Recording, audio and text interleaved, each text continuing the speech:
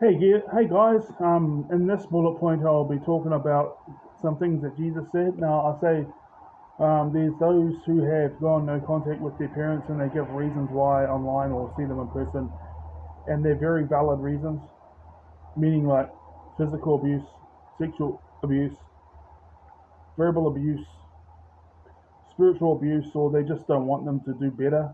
They don't want them to live a good life, or maybe the parents are living a good life, but they don't want the same for their kids, or they don't allow them to be themselves. Um, there's that, and then there's those who say that type of stuff online as well as in person, and then there's those who, oh, I'm going no contact with my parents, and then they really, basically they didn't get their way with something, or it's like if your parents aren't physically beating you, and here's all the basic stuff, they're not beating you, there's no sexual assault, there's no, your food is being supplied for, your clothes and your house, and when you go through different life circumstances and you're learning along the way, your parents have that conversation with you, and they're always there for you. But if you don't want to listen, or you can't see it, and they know that in 3 or 4 months' time you would have learnt the lesson, maybe they'll let you learn the lesson but always be with you, so they're putting in different nuggets of wisdom whilst you're going through these things.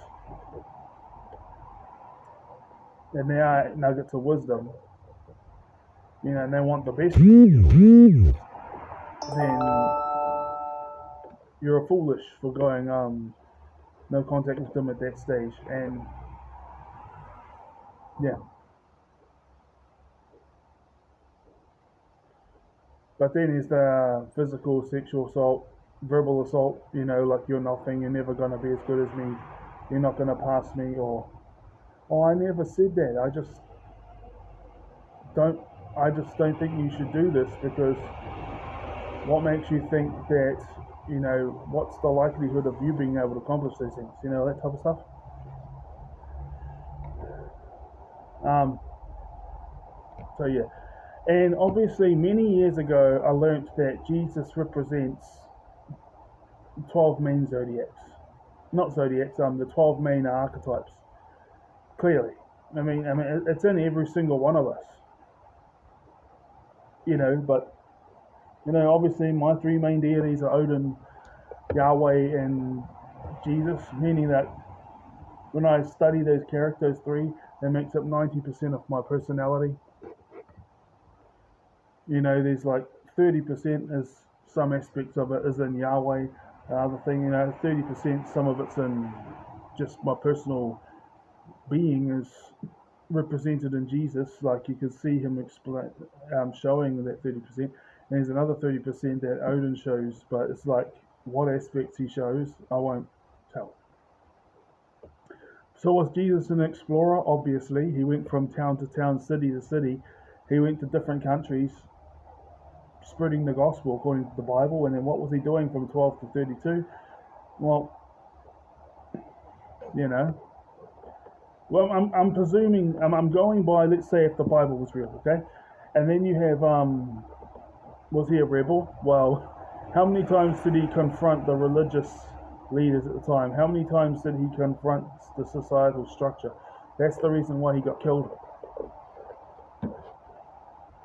because he was questioning the status quo, and he was also calling out hypocrisy, and and warrior. So he, even though in the Bible, so who knows, but in the Bible, he never once started around physically fighting. He did stand up and fight with his words and his actions to preserve the order that was. He even says that one letter of the law should not be removed. Let's get into this. Okay? There's the last 10% of myself I see in other deities. But, So everybody is the hero of their own story. Everybody is the hero of their own story. Every cult leader thinks they are amazing, thinks they are a godsend. Every religious leader thinks they are amazing, thinks they are a godsend. However, every single one of them are either hated by absolutely everybody and eventually win over a few, and some go on to win over hundreds or thousands in their lifetime. By all accounts, Jesus, Yahshua, was a complete loser in the eyes of society. They would have called him a narcissist or a psychopath because he didn't have the success to back up his claims at the time.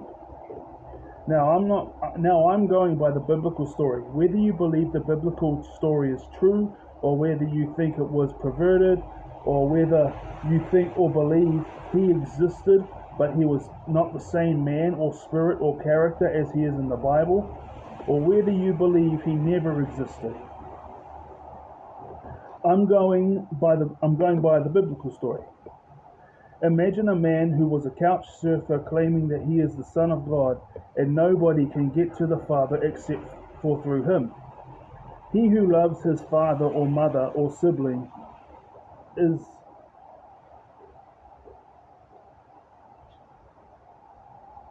He who sees his father or mother or sibling loves his. Here's my spelling. Here's my thinking ahead as I'm writing. He who loves his father or mother or sibling more than me, more important than me, so take out important, more than me, is not worthy of me. My calling, my mission is more important than attending the funerals of your loved ones. I haven't come to bring peace but a sword. I have come to turn sons against their fathers, fathers against their sons, daughters against their mothers, and mothers against their daughters. I am the Son of God. I am the prophesied one. I am the one who has been prophesied about by all the prophets of old. I am he that has been sent here to establish the kingdom of God. You will see me riding on the clouds of the heavens.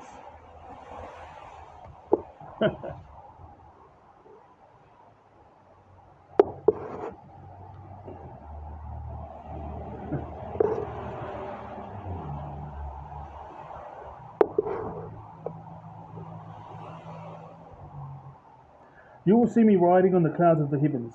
Every outlaw or renegade that fails and never succeeds at their mission will always be known as an outlaw and a renegade. But the outlaws and renegades who succeed at their mission, will become the heroes of society, or at the very least, their branch of society. Ozzy Osbourne is remembered as a hero by the metal and rock societies. Bob Marley is remembered as a hero in the reggae and ska societies. Terry Bollea, otherwise known as Hulk Hogan, is remembered as a hero in the professional wrestling community. This was written before they passed away. Rest in peace. The outlaws, the renegades, and all trailblazers who fail at winning over the majority in their mission, or for their mission, or a mixture of both, those who fail, will always be remembered as outlaws and renegades. And the trailblazers wouldn't be recognized as trailblazers. They will be forever known as losers, failures, and bums. However, those who succeed will be remembered as heroes, as trailblazers, and or triumphant warriors. I am not afraid of failure. Failure doesn't scare me. My dreams and my ambitions motivate me, and if I fail, then on to the next one, or next ones, until eventually I find massive success in something that I thoroughly enjoy. I am the hero in my own story. I am the hero, because if it's not me, then who would it be? Who's going to think that my dreams and my aspirations are or were and will be valid? Even if I fail, I win, because I got to live my life and have the impact I wanted to have.